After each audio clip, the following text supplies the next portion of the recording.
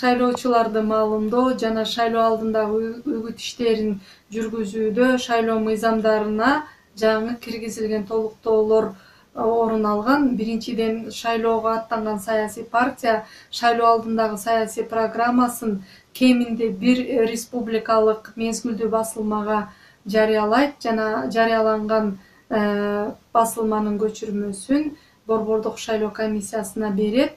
Экинчиден, шайлоо өнүктүгүн каржылоонун ачык айкындуулугун камсыздоо максатында саясий партиянын шайлоо фондусунун каражаттарын келип түшкөн булактары жана алардын чыгымдалышы, ошондой эле саясий партиялардын финансылык отчеттору тууралуу маалымат Борбордук шайлоо комиссиясынын сайтында жарыяланат.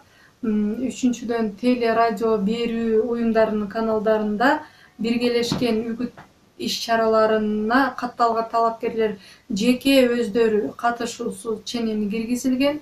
Мисалы, мурдагылардан айырмаланып, дебаттарга талапкерлердин ишенимдүү адамдары эмес, талапкерлердин жеке өздөрү катышуу талабы коюлган. Төртүнчүдөн, үгүт жүргүзүү убагында стадиондордо, калктуу конуштардын көчөлөрүндө спорттук иш-чараларды, концерттерди жана театралдаштырылган оюн зоокторду уюштурууга болбойт. Биз жогоруда белгиленген маселелер боюнча мыйзам бузуучулуктар добуш берүү күнү орун ала турган болсо, анда шайлоонун жыйынтыгына өзүнүн таасирин тийгизет. Бирок белгилей кетишибиз керек, шайлоо участогунда шайлоонун жүрүшү автоматташтырылган. Мындай жагдайда мыйзам бузуучулук орун албашы керек.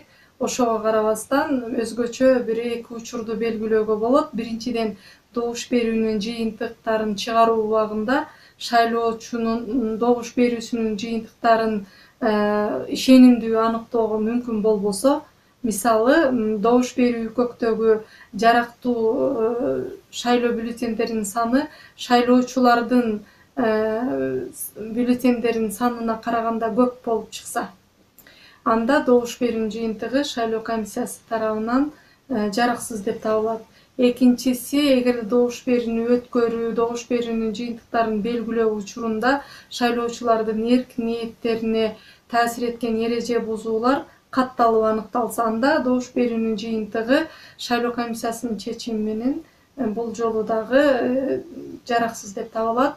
Бул жерде тактап айта кете турган болсок, добуш берүү күнүндө, добуш берүүнүн жүрүшүндө, шайлоонун жүрүшүндө добуш берүүдө байкоо жүргүзүүгө тоскоолдук жасалса, башка шайлоочулар үчүн добуш берилсе, шайлоо комиссияларынын ишине кийлигишүү орун алынса, шайлоочулардын добуштарын сатып алуу менен байланышкан мыйзам бузуулар шайлоочулардын эрк ниетине таасир эткен эреже бузуулар деп түшүнүлүп, шайлоонун жыйынтыгына сөзсүз өзүнүн таасирин тийгизет.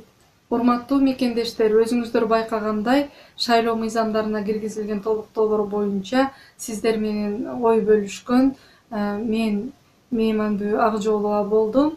Ошол мыйзамдардын шайлоочуларга ыңгайлаштырылганынан пайдаланып, мамлекеттин бюджетине кол салбаган, мамлекеттин эсебинен байып албаган, мамлекетке зыянын тийгизбеген, татыктуу мекенчил инсандарды тандап, добуштарды сатпай, добушту сатып алам дегендердин жүзүн ачыктап, мамлекетибиздин бүтүндүгү үчүн, жаркын келечеги үчүн туура тандоого чакырамын.